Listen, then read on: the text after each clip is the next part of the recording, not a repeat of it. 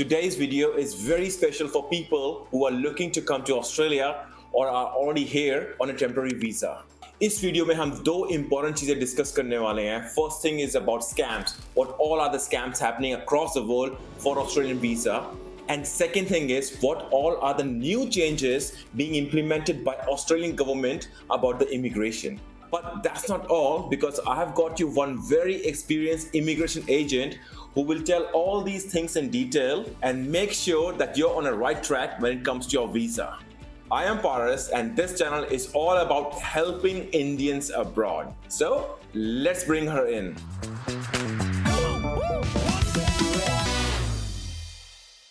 Reema Awasthi is a registered migration agent and a certified HR professional with more than 15 years of extensive experience in various areas of immigration, including visas, relocation management, work permits, human resource, and travel consulting. Thank you so much, Reema, to be on our channel and welcome. So let's jump into the types of scams people are getting these days, especially who are sitting in India or offshore. Thank you, Paras. Thank you so much for that introduction. So scams are everywhere. It's best to be aware of scams and to stay cautious. There are many scams operating over the internet and offering employment to those who are very eager to get to Australia. Some scammers may charge a large sum of money for a visa or for an employment in Australia. They may even organize fake documentation. And there's one such scam which is very popular where they may advertise a guaranteed Australian visa. So there's nothing like a guaranteed Australian visa. No one can guarantee an Australian visa, especially a visitor visa, which requires a large amount of documentation. Visitor visa requires you to have incentives to return to your home country. And for a young working professional, you can't have a guaranteed Australian visa. Visitor visas come with a very high refusal rate. So that is definitely a scam. And I recently heard about one such scam where an agent lodged an application for an applicant, and the applicant received a phone call claiming to be from the Department of Home Affairs. So if I'm the agent and I have lodged your application, it's very rare that the Department of Home Affairs will call the applicant directly. That just never happens. So this is definitely a scam. It could be a phishing call. They may be calling to get some personal information from you. Also, the Department of Home Affairs always calls from a private number. They don't really reveal their office numbers. So it's very uncommon for the department to ring the applicant for whatever reason. If the agent has lodged the application, then the agent receives all the communication for that application. So that could be a scam. One scam listed on the department's website where a person paid a large sum of money to a non-registered agent overseas. The agent was not regulated, that person was not registered, to enroll her into an Australian university. They received forged enrollment documents. So there was no enrollment done at all in the Australian university. They received forged documents. The agent then disappeared with her money. Migration agents are regulated by OMARA, which is the Office of the Migration Agents Registration Authority in Australia. And it's always best to avail services. If you need to lodge your visa application, don't go looking for somebody who is not a registered migration agent. It's always best to avail services from a registered migration agent, because unregistered agents may not have the knowledge of immigration law and could even give bad advice. So that's all about scams and how to be cautious. It all leads to a successful visa application in the end. That's absolutely right. Scams के बारे में थोड़ा सा advice देने के लिए plus बताने के लिए कि क्या-क्या रहती हैं चीजें. Moving to our next question now. What all are the PR options available in Australia, especially if you're a young student versus if you are a working professional? Australia has many visa subclasses to confuse anyone. Let's start with if you're a student, what are the options for students in Australia? So a student in Australia has the option to apply for a temporary graduate visa, which is a subclass 485, and which is usually valid between 18 months to 3 years, if depending on their qualification. For somebody who studied a diploma, then you'll get a graduate visa for 18 months. For somebody who studied a bachelor's degree or a master's degree, the visa can be valid for either 2 years or 3 years. Most applicants must be below the age of 35 to be eligible to apply for a graduate visa, unless they're studying a PhD, or if they're a Hong Kong passport holder, or if they are a British national overseas passport holder. In that case, the maximum age is 50 years. And then from the temporary graduate visa, which is a 485, on which you get the full-time work rights, they can transition to the skilled visa. So it goes like that. Students go on to the graduate visa, which is a 485, and then they transition to the skilled visas. They get full-time work rights on the 485 visa, and then they transition to the skilled visas. Now, most people are aware of the basic requirements for all of the skilled visas. Everybody is already aware of that. I'm just going to go through it for those who don't know. So the basic requirement for the skilled visas are that you must have an occupation on the skills occupation list.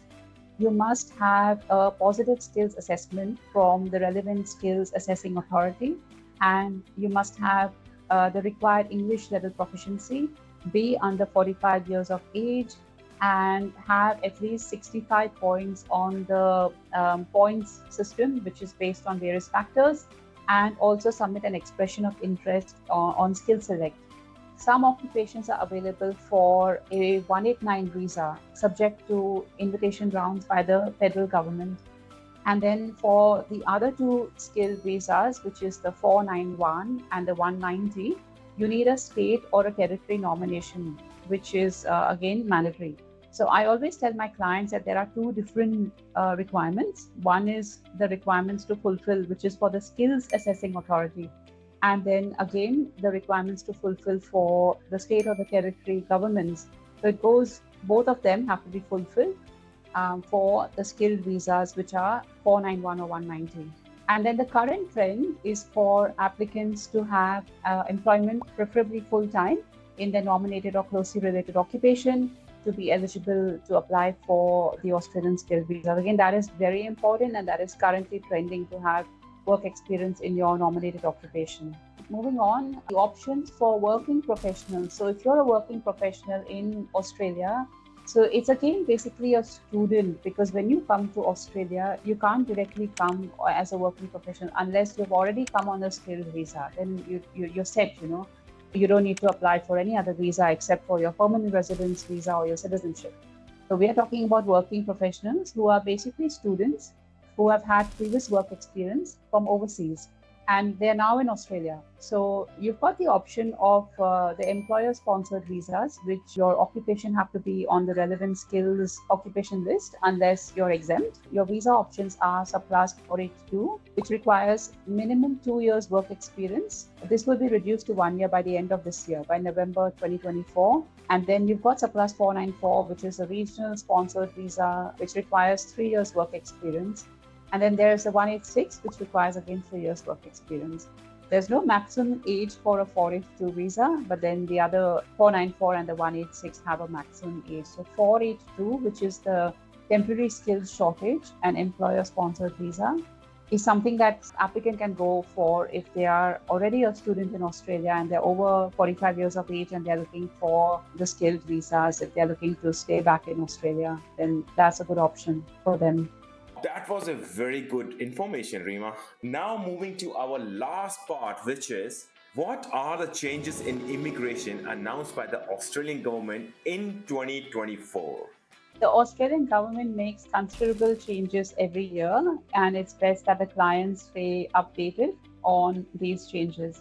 So conditions 8107, 8607 and 8607 have changed. What this means is that when a sponsored worker on 482 or on the 494 and 457 employer-sponsored visas, they change their employment or they are made redundant, they need to look for a new sponsor to sponsor them for the next employer-sponsored visa.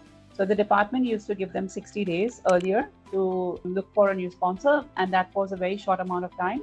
And then the department is now giving them 180 days instead of the earlier 60 days. And then there are changes to subclass 482, which is again an employer-sponsored visa, the temporary skill shortage visa, where the work experience requirement for a 482 is going to reduce from November this year. From the earlier 2 years, it's going to reduce to 1 year. So that's another good implementation that is anticipated to come into effect in November. So one of the biggest changes that came into effect earlier this year was that the visitor visa subclass 600 and temporary visa holders, they are not allowed to apply for student visas in Australia. So this was to stop applicants to remain permanently temporary in Australia and to end visa hopping. What this means is that if you're a temporary graduate visa holder or if you're a visitor visa holder, you cannot apply for a student visa within Australia. So for temporary graduate visa holders, you need to transition to your next visa, which is a 485 visa, within the duration of your visa. So if your visa is valid for 2 years or 3 years, you cannot apply for a student visa. You have to apply for your skilled visa within that duration. So that was another big change. One of the biggest changes which has affected a lot of students in Australia is that the reduction of the age to be eligible for the 485 visa. The age for a 485 visa, which was 50 years earlier, has now reduced to 35 years or under. So for those who are studying diplomas, bachelor's degree or master's degree in Australia, you need to be 35 years or under. So that's another big change which has affected a lot of applicants in Australia, a lot of students in Australia. And then the department increased the English level requirement as well for subclass 485 earlier in March this year. So that's another big change that came into effect earlier. That's a lot of changes, I would say, government has made this year. And I'm sure students को या जो भी apply कर रहा है उनको अगर changes पता नहीं होंगे तो शायद एप्लीकेशन में गलत डिटेल्स चली जाएंगी and then that may result in rejection. Alright, my friends, this is Reema from Aussizz Group Adelaide. If you have any questions, her details are being provided on this screen. And if you have any question to ask here on this video, please comment down below and we'll make sure that Reema herself will respond to it. Thank you for inviting me on your channel. And I hope that the information that I have given today would be useful to some of the migrants in Australia. If you need any information on Australian visas, you can always contact me at Aussizz Group in Adelaide. And like Paris mentioned, the numbers are given at the bottom of the screen. Thank you so much for watching. Thank you. All right, friends. See you in the next one.